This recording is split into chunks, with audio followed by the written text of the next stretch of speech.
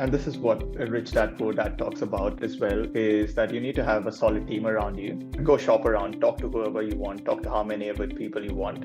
Eventually, you'll find the people that you gel with and you'll resonate with.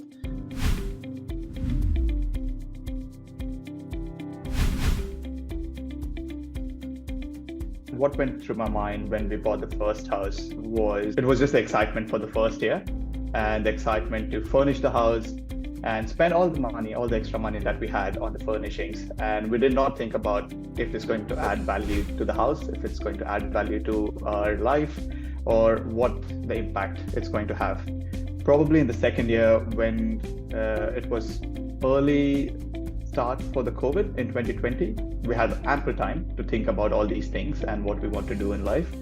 We started looking at our finances, and one of the things that stood out was the 30-year loan that we were staring down. And the obvious thing to us was, if we wanted to do this, we could have just done this back home in India as well. A 30-year loan basically means committing to a 9-to-5 work life till you turn 60 if you're in your mid-20s or early 30s. And we didn't want that. Both of us didn't want that. We wanted a better solution to what we were doing and to our financial journey. So we started looking at different avenues. We started reading books and podcasts, but nothing really happened in the next 2 years because the market was so uncertain, and COVID was the first pandemic our generation has seen. Once the COVID was truly ending towards the third wave in late 2022, I started getting back into the research and looking at the material. And one of the things that stood out was your seminar. So I think I must have attended your seminar and read one of your books, The Property Blueprint. It's still in one of my cupboards there at home with my highlighter text in it. I went through the book and you basically answered a couple of those questions on how to finish or knock off your loan in less than 30 years if you were to take the right steps in the right direction. And one of the ways to do that in your book was getting into the investment property. So I started thinking a bit more about that, and I think I must have spoken to you again or attended another seminar that you had hosted. And it just happened that one finance mortgage broker attended the same seminar. So I started talking to him after your seminar. He did the pre-approval, ran basic numbers, and to my surprise, we had enough equity in our current house as well, which was again one of the chapters in your book. From there, I think it was just a no-brainer that if I had the money and the means to go for the investment property, there was no reason for me to just hold myself back. So it was just a matter of taking a leap of faith and starting on the journey. And then I remember it was, I think, September, or it was the festival of Navratri. And I told you, can we start on that day? Because I think there was something to do with signing the paper or something. And you were very accommodating. And you said you truly understand. It's just the cultural belief. And we pretty much waited till the festival was over, signed the documents, and we started our journey with you. And yeah, it's been a year, and we both know the property has done wonders for us. It's appreciated already, and now we're looking at our second and third investment properties. I think it's extremely important, just because everyone comes from a different financial background, and they basically inherit their parents' thoughts. And the older generation before us, it wasn't hard for them to buy a house and settle because the price disparity between their salary and the house wasn't that much. I read it somewhere pretty much a month ago where 40-50 years ago, the salary to house ratio was about 6 times. And now it has gone about upwards of 20 times or something ridiculous, like on $100,000 average Australian salary. It's not even average, it's probably $90,000 or something. And the median price in Sydney is upwards of $1 million. And with a $90,000 salary, I don't think you can get a pre-approval of anywhere close to $600,000. So there's no way. If the banks don't trust you with that, I don't see there's any hope for you to be able to pay off that loan, even if you manage to get a loan of that amount. Yeah, like you said, the stakes are really high. So you have to make the sensible decisions on how to get the loan, how to save your money. And none of these things are taught in school. And surprisingly, a lot of immigrants that come to Australia or who migrate to the US, they are brilliant in terms of their academics, and they're very smart people. But sadly, none of them focus on the financial well-being. just because they try to do the tried and tested method of 9 to 5 job and save all the money they've got because that is what the parents taught us. But there's much better things that can be done that we can learn from the people who've succeeded in life. And a couple of books that I read, and your book pretty much touches on the same concept. One of was the Rich Dad, Poor Dad, and then the Barefoot Investor, which is quite popular in Australia. And your book, they pretty much talk about a very key topic, which is the bad debt, good debt. So there's always the two sides of the same coin. Like you can use it to your advantage. It just comes to your mindset. So I wanted to learn more about the good debt and how I can use it to my advantage. So that, for example, everyone talks about don't have a mortgage, don't have a big debt, and they must be coming from the mindset of don't have credit cards because you won't be able to pay it back. And that is what the stigma is around this topic. But to everyone's advantage, if you start educating yourself, the other side is the good debt, where the good debt, you can leverage the money that you have and not splurge on it, on random things like expensive cars, expensive clothes. You don't need any of that. You can use the money to generate more money for yourself and also reduce the burden or the mortgage that you have, which is basically what good debt is.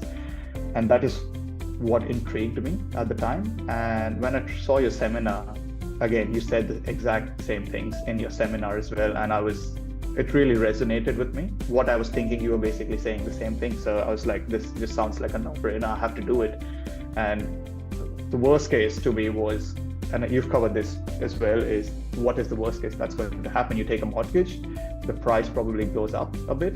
And if you have to sell it for whatever reason, you sell it, there's no harm done in the process. Like you've not made money, but you've also not lost money. So you were pretty much at the same point, but there was no damage done. So the flip side is if it does increase in value, and luckily it did in our cases and in your previous cases and all the properties that you've purchased for your clients, it's education that's made you a strategic investor, that's taught you the skills that you need, and where you come in as a buyer's agent and help us out with making the correct decision in buying these properties so that it is again in the direction of a good debt and not a bad debt. If I was to do it myself, I would probably pick a property somewhere in Sydney in whatever budget I have, and that wouldn't be the right choice. But when we spoke, you told me about investing it outside the state. I haven't even seen the property. I've probably seen it once when we bought it on a video, and then the inspection report the property manager does. And that's pretty much it. So you don't need to visit any of these areas as long as you've got the confidence, and you just need to go through the process and trust the process. The education is absolutely important to answer your question. Correct, absolutely. One of the things that really stood out in terms of the good debt, bad debt was the crux of the matter is only income is taxable. The debt is not taxable. So when your debt increases and you're using the appreciation in the investment property, you're extracting that equity to pay off the loan on your primary place of residence, the PPOR. In a way, you are able to extract 100% of that equity. If you were to sell that property, is the point when you would actually get taxed, but you don't need to sell it. You can just extract the money, keep paying off the home loan in your PPOR. And what you can also do at the same time is, if it is negatively geared, which is another topic that you should all read about, absolutely, is the instrument that is very much legal here in Australia, where the government subsidizes you to own the investment properties, is if your property's outgoings are more than the incoming, you can offset it against your tax. I remember when you presented the property and showed me the cash flow analysis, there was a buffer in there already, and I'm glad it was there because no one knew where the tax rises were going to stop. I'm sure we must have seen at least 6 interest rate hikes since I bought the property last year, and I'm glad I had the buffer in there to offset it against that. So absolutely, you need to have at least 20% buffer in your kitty. I'm just making this 20% number up. I don't know what it's going to be for each individual scenario, but you need to have some decent number of buffer in there for if your tenant leaves, absconds the property, or if you have to pay the mortgage, the property manager to fix a defect in your apartment or your house, or if the interest rates keep going up in our case, and finally, hopefully, this is the end of it and it goes down from here. Yeah, so you just need to take the calculated risks, and that is why you need a buyer's agent. Because for me, I had no idea how this world really works, and I'm still new to this journey. So there's lots more to learn for me as well. But that's where the buyer's agents come in, and that's where, Rusty, your skill set comes in, where we can bounce off ideas against you. And you've done this for several years now, and for several of your clients. You've seen it all. So if there was something that was going to go wrong, you would tell us and educate us and keep us prepared of what's coming and what to expect in the journey. Absolutely. And this is what Rich Dad Poor Dad talks about as well, is that you need to have a solid team around you. Go shop around, talk to whoever you want, talk to how many of the people you want. Eventually, you'll find the people that you gel with and you'll resonate with. And for me, my finance broker was Lending Lab. That's Nick from Lending Lab. I think he attended one of your seminars. I started talking to him, and he's been with me since on this journey from day one. The property manager that we worked with was introduced by you, and they've been in the industry for probably 20 odd years, and they know everything about the property market they are in. They are the experts in their field. And like you said, you need to trust the experts. They've been doing this day in, day out, and they do this for a living. So you can't be better at every single thing. You just need to play to your strengths. So if my finance broker is the finance genius, then I can't question him. I'm just an engineer. I'm good at what I do, and I can't be good at what he does. So you just have to play to the strengths of each person. It's very, very important to have a good set of team. I think it's about managing your anxiety at the end of the day. You can read how many ever books you want, but until you take the leap of faith, nothing's going to change. You can read how many ever books, you can even do a PhD on this, but until you take the first step, nothing's going to change. So I would say just take the leap of faith and you'll see what this world does for you. It's not a scam. Don't think about it. Don't give in to the stigma that surrounds the mortgage and the debt industry. Do it for yourself and see what it does for you. And surprisingly, I am very calm at this stage because I know the process and I know what the next steps are going to be. And I'll keep repeating the process till however long I can, till I run out of the capacity. Eventually, the tax rates will go down, the interest rates will go down, and the borrowing capacity will improve. So the journey has to go on. You keep playing the game. That's all I can say. There's no winning from the sidelines. You have to be a player in this. I'm a bit more calmer, a bit more pragmatic about all these things. As long as you've taken the calculated decision and are working with a really good team of people and the experts in the industry, you're all in it together. A lot, actually. The anxiety was mainly around the rent and what if the tenant leaves and who's going to pay the rent and that sort of thing, so that I wanted to keep the out-of-pocket costs the bare minimum.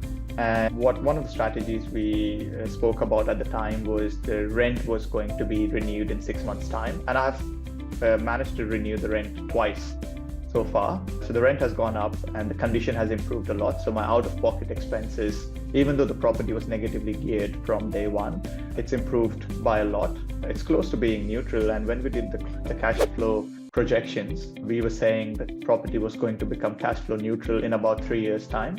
And I think we are right on track, and we might even hit that number probably a few months earlier than that. So now that I see that I'm midway through, there's no reason for me to question the process. That is what, like, seeing the results and seeing how the process really works has given me the confidence to keep on with the journey. Probably only one word, just attend, or one sentence, just attend Rusty's class. And at least that will get you in the mindset and it will get you thinking of what needs to be done. Like, not everyone likes reading books, but you can definitely spare about an hour of your life to listen to what Rusty has to say and see what's on offer and see if it resonates with you. Take the chat forward.